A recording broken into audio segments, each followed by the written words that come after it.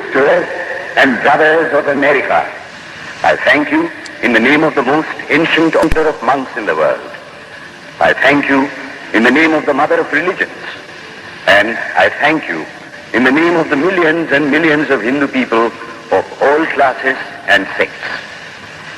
My thanks also to some of the speakers on this platform who, referring to the delegates from the Orient, have told you that these men from far-off nations may well claim the honor of bearing to different lands the idea of toleration. I am proud to belong to a religion which has taught the world both tolerance and universal acceptance. We believe not only in universal toleration, but we accept all religions as true. I am proud to belong to a nation which has sheltered the persecuted and the refugees of all religions and all nations of the earth. I am proud to tell you that we have gathered in our bosom the purest remnant of the Israelites who came to southern India and took refuge with us in the very year in which their holy temple was shattered to pieces by Roman tyranny. I am proud to belong to the religion which has sheltered and is still fostering the remnant of the grand Zoroastrian nation. From the high spiritual flights of the Vedanta philosophy, of which the latest discoveries of science seem like echoes, to the low ideas of idolatry with its multifarious mythology, the agnosticism of the Buddhists and the atheism of the Jains, each and all have a place in the Hindu's religion. Where then, the question arises, where is the common center to which all these widely diverging radii converge? Where is the common basis upon which all these seemingly hopeless contradictions rest? And this is the question I shall attempt to answer. The Hindus have received their religion through revelation, the Vedas.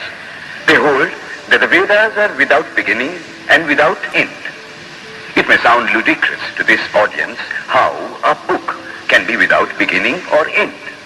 But by the Vedas, no books are meant. They mean the accumulated treasury of spiritual laws discovered by different persons in different times. Just as the law of gravitation existed before its discovery and would exist if all humanity forgot it, so is it with the laws that govern the spiritual world. The moral, ethical, and spiritual relations between soul and soul and between individual spirits and the Father of all spirits were there before their discovery and would remain even if we forgot them. The discoverers of these laws are called rishis, and we honor them as perfected beings. I'm glad to tell this audience that some of the very greatest of them were women. Here it may be said that these laws, as laws, may be without end, but they must have had a beginning. The Vedas teach us that creation is without beginning or end. Science is said to have proved that the sum total of cosmic energy is always the same. Then, if there was a time when nothing existed, where was all this manifested energy? Some say it was in a potential form in God. In that case, God is sometimes potential and sometimes kinetic, which would make him mutable. Everything mutable is a compound, and everything compound must undergo that change which is called destruction. So, God would die, which is absurd. Therefore, there never was a time when there was no creation. If I may be allowed to use a simile, creation and creator are two lines without beginning and without end, running parallel to each other. God is the ever-active providence by whose power systems after systems are being evolved out of chaos, made to run for a time and again destroyed. This is what the Brahmin boy repeats every day. The sun and the moon the Lord created like the suns and moons of previous cycles. And this agrees with modern science. Here I stand, and if I shut my eyes and try to conceive my existence, I What is the idea before me? The idea of a body. Am I then nothing but a combination of material substances? The Vedas declare, no. I am a spirit living in a body. I am not the body. The body will die, but I shall not die. Here am I in this body. It will fall, but I shall go on living. I had also a past. The soul was not created, for creation means a combination, which means a certain future dissolution. If then the soul was created, it must die.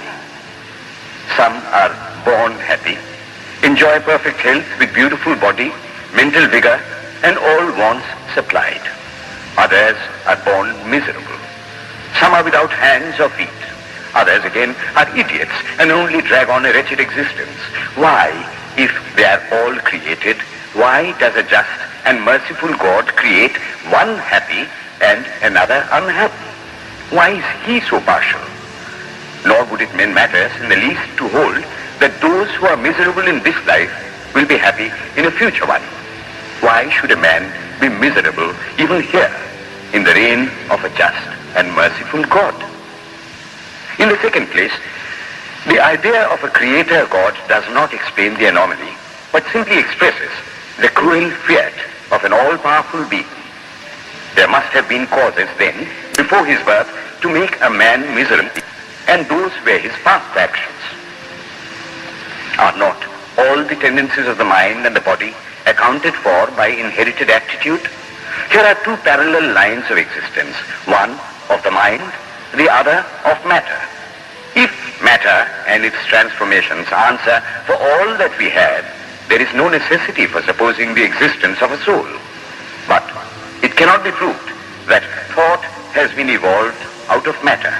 And if a philosophical monism is inevitable, spiritual monism is certainly logical and no less desirable than a materialistic monism. But neither of these is necessary here.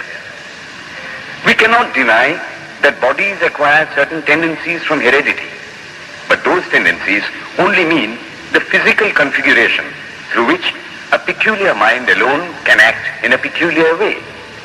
There are other tendencies peculiar to a soul caused by his past actions, and a soul with a certain tendency would, by the laws of affinity, take birth in a body which is the fittest instrument for the display of that tendency. This is in accord with science, for science wants to explain everything by habit, and habit is got through repetitions.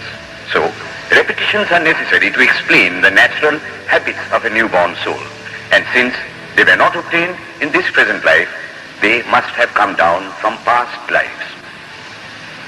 There is another suggestion. Taking all these for granted, how is it that I do not remember anything of my past life? This can be easily explained. I am now speaking in English. It is not my mother tongue. In fact, no words of my mother tongue are now present in my consciousness. But let me try to bring them up. And they rush in. That shows that consciousness is only the surface of the mental ocean, and within its depths are stored up all our experiences. Try and struggle. They would come up, and you would be conscious even of your past life. This is direct and demonstrative evidence. Verification is the perfect proof of a theory, and here is the challenge thrown to the world by the rishis. We have discovered the secret by which the very depths of the ocean of memory can be stirred up. Try it, and you would get a complete reminiscence of your past life. So then, the Hindu believes that he is a spirit. Him the sword cannot pierce, him the fire cannot burn, him the water cannot melt, him the air cannot dry. The Hindu believes that every soul is a circle, whose circumference is nowhere, but whose center is located in the body, and that death means the change of the center from body to body. Nor is the soul bound by the conditions of matter. In its very essence, it is free, unbounded, holy, pure, and perfect. But somehow or other, it finds itself tied down to matter, and thinks of itself as matter. Why should the free, perfect, and pure being be thus under the thraldom of matter, is the next question. How can the perfect soul be deluded into the belief that it is imperfect? We have been told that the Hindus shirk the question and say that no such question can be there. Some thinkers want to answer it by positing one or more quasi-perfect beings and use big scientific names to fill up the gap. But naming is not explaining. The question remains the same. How can the perfect become the quasi-perfect? How can the pure, the absolute, change even a microscopic particle of its nature? But the Hindu is sincere. He does not want to take shelter under sophistry. He is brave enough to face the question in a manly fashion, and his answer is, I do not know. I do not know how the perfect being, the soul, came to think of itself as imperfect, as joined to and conditioned by matter. But the fact is a fact for all that. It is a fact in everybody's consciousness that one thinks of oneself as the body. The Hindu does not attempt to explain why one thinks one is the body. The answer, that it is the will of God, is no explanation. This is nothing more than what the Hindu says, I do not know. Well then, the human soul is eternal and immortal, perfect and infinite, and death means only a change of center from one body to another. The present is determined by our past actions, and the future by the present. The soul will go on evolving up or reverting back from birth to birth and death to death. But here is another question. Is man a tiny boat in a tempest, raised one moment on the foamy crest of a billow and dashed down into a yawning chasm the next, rolling to and fro at the mercy of good and bad actions, a powerless, helpless wreck in an ever-raging, ever-rushing, uncompromising current of cause and effect, a little moth placed under the wheel of causation, which rolls on, crushing everything in its way, and waits not for the widow's tears or the orphan's cry? The heart sinks at the idea. Yet, this is the law of nature. Is there no hope? Is there no escape? Was the cry that went up from the bottom of the heart of despair. It reached the throne of mercy, and words of hope and consolation came down and inspired a Vedic sage, and he stood up before the world and in trumpet voice proclaimed the glad tidings. Hear ye, children of immortal bliss, even ye that reside in higher spheres. I have found the Ancient One who is beyond all darkness, all delusion. Knowing him alone, you shall be saved from death over again. Children of immortal bliss. What a sweet, what a hopeful name. Allow me to call you, brethren, by that sweet name, heirs of immortal bliss. Yea, the Hindu refuses to call you sinners. We are the children of God, the sharers of immortal bliss, holy and perfect beings. Ye divinities on earth, sinners, it is a sin to call a man so. It is standing libel on human nature. Come up, O lions, and shake off the delusion that you are sheep. You are souls immortal, spirits free, blessed and eternal. Ye are not matter, ye are not bodies. Matter is your servant, not you the servant of matter. Thus it is that the Vedas proclaim not a dreadful combination of unforgiving laws, not an endless prison of cause and effect, but that at the head of all these laws, in and through every particle of matter and force, stands one, by whose command the wind blows, the fire burns, the clouds rain, and death stalks upon the earth. And what is his nature? He is everywhere, the pure and formless one, the almighty and the all-merciful. Thou art our Father, thou art our Mother, thou art our beloved friend, thou art the source of all strength. Give us strength. Thou art he that beareth the burdens of the universe. Help me bear the little burden of this life. Thus sang the rishis of the Vedas. And how to worship him? Through love. He is to be worshipped as the one beloved, dearer than everything in this and the next life. This is the doctrine of love declared in the Vedas, and let us see how it is fully developed and taught by Krishna, whom the Hindus believe to have been God incarnate on earth. He taught that a man ought to live in this world like a lotus leaf, which grows in water but is never moistened by water. So a man ought to live in the world, his heart to God and his hands to work. It is good to love God for hope of reward in this or the next world, but it is better to love God for love's sake. One of the disciples of Krishna, the then Emperor of India, was driven from his kingdom by his enemies and had to take shelter with his queen in a forest in the Himalayas. And there, one day, the queen asked him how it was that he, the most virtuous of men, should suffer so much misery. Yudhishthira answered, "Behold, my queen, the Himalayas. How grand and beautiful they are. I love them. They do not give me anything, but my nature is to love the grand, the beautiful. Therefore, I love them. Similarly, I love the Lord. He is the source of all beauty, of all sublimity. He is the only object to be loved. The Hindu does not want to live upon words and theories. If there are existences beyond the ordinary, sensuous existence, he wants to come face to face with them. If there is a soul in him which is not matter, if there is an all-merciful universal soul, he will go to him direct. He must see him, and that alone can destroy all doubts.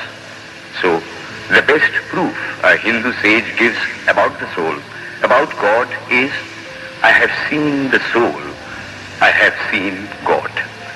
And that is the only condition of perfection.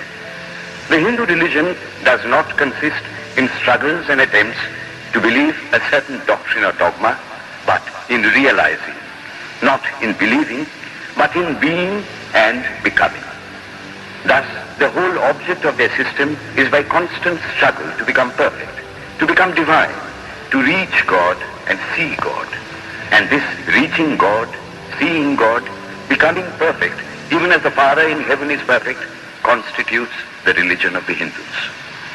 And what becomes of a man when he attains perfection? He lives a life of bliss infinite. He enjoys infinite and perfect bliss, having obtained the only thing in which man ought to have pleasure, namely God, and enjoys the bliss with God. So far, all the Hindus are agreed. This is the common religion of all the sects of India. But then, perfection is absolute, and the absolute cannot be two or three. It cannot have any qualities. It cannot be an individual. And so, when a soul becomes perfect and absolute, it must become one with Brahma, and it would only realize the Lord as the perfection, the reality of its own nature and existence, the existence absolute, knowledge absolute, and bliss absolute. We have often and often read this called the losing of individuality and becoming a stock or a stone. He jests at scars that never felt a wound. I tell you, it is nothing of the kind. If it is happiness to enjoy the consciousness of this small body, it must be greater happiness to enjoy the consciousness of two bodies, the measure of happiness increasing with the consciousness of an increasing number of bodies, the aim, the ultimate of happiness being reached when it would become a universal consciousness. Therefore, to gain this infinite universal individuality, this miserable little prison individuality must go. Then alone can death cease when I am one with life. Then alone can misery cease when I am one with happiness itself. Then alone can all error cease when I am one with knowledge itself. And this is the necessary scientific conclusion. Science has proved to me that physical individuality is a delusion, that really my body is one little continuously changing body in an unbroken ocean of matter, and Advaita, or unity, is the necessary conclusion with my other counterpart, soul. Science is nothing but the finding of unity. As soon as science would reach perfect unity, it would stop from further progress, because it would reach the goal. Thus, chemistry could not progress farther when it would discover one element out of which all others could be made. Physics would stop when it would be able to fulfill its services in discovering one energy of which all the others are but manifestations. And the science of religion become perfect when it would discover Him who is the one life in a universe of death. Him who is the constant basis of an ever-changing world, one who is the only soul of which all souls are but delusive manifestations. Thus is it, through multiplicity and duality, that the ultimate unity is reached. Religion can go no farther. This is the goal of all science. All science is bound to come to this conclusion in the long run. Manifestation and not creation is the word of science today. And the Hindu is only glad that what he has been cherishing in his bosom for ages is going to be taught in more forcible language and with further light from the latest conclusions of science. Descend we now from the aspirations of philosophy to the religion of the ignorant. The tree is known by its fruits. When I have seen amongst them that are called idolaters, men, the like of whom in morality and spirituality and love I have never seen anywhere, I stop and ask myself, can sin beget holiness? Superstition is a great enemy of man, but bigotry is worse. Why does a Christian go to church? Why is the cross holy? Why is the face turned toward the sky in prayer? Why are there so many images in the Catholic Church? Why are there so many images in the minds of Protestants when they pray? My brethren, we can no more think about anything without a mental image than we can live without breathing. By the law of association, the material image calls up the mental idea and vice versa. This is why the Hindu uses an external symbol when he worships. He will tell you it helps to keep his mind fixed on the being to whom he prays. After all, how much does omnipresence mean to almost the whole world? It stands merely as a word, a symbol. Has God superficial area? If not, when we repeat that word omnipresent, we think of the extended sky or of space. That is all. If a man can realize his divine nature with the help of an image, would it be right to call that a sin? Nor, even when he has passed that stage, should he call it an error. To the Hindu, man is not traveling from error to truth, but from truth to truth, from lower to higher truth. To him, all the religions, from the lowest fetishism to the highest absolutism, means so many attempts of the human soul to grasp and realize the infinite, each determined by the conditions of its birth and association, and each of these marks a stage of progress. And every soul is a young eagle soaring higher and higher, gathering more and more strength till it reaches the glorious sun. Every other religion lays down certain fixed dogmas and tries to force society to adopt them. It places before society only one coat which must fit Jack and John and Henry all alike. If it does not fit John or Henry, he must go without a coat to cover his body. The Hindus have discovered that the absolute can only be realized or thought of or stated through the relative. And the images, crosses and crescents are simply so many symbols, so many pegs to hang spiritual ideas on. It is not that this help is necessary for everyone, but those that do not need it have no right to say that it is wrong, nor is it compulsory in Hinduism.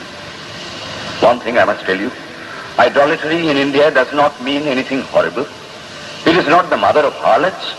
On the other hand, it is the attempt of undeveloped minds to grasp high spiritual truths. The Hindus have their faults, they sometimes have their exceptions, but mark this, they are always for punishing their own bodies and never for cutting the throats of their neighbors. If the Hindu fanatic burns himself on the fire, he never lights the fire of Inquisition. And even this cannot be laid at the door of his religion any more than the burning of witches can be laid at the door of Christianity.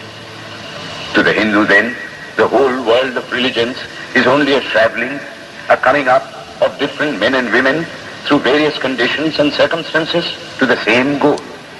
Every religion is only evolving a God out of the material man, and the same God is the inspirer of all of them. Why then are there so many contradictions? They are only apparent, says the Hindu.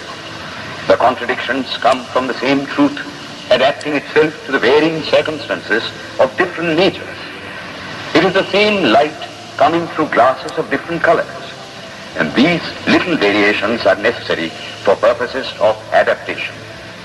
But in the heart of everything, the same truth reigns. The Lord has declared to the Hindu in his incarnation as Krishna, I am in every religion as a thread through a string of pearls.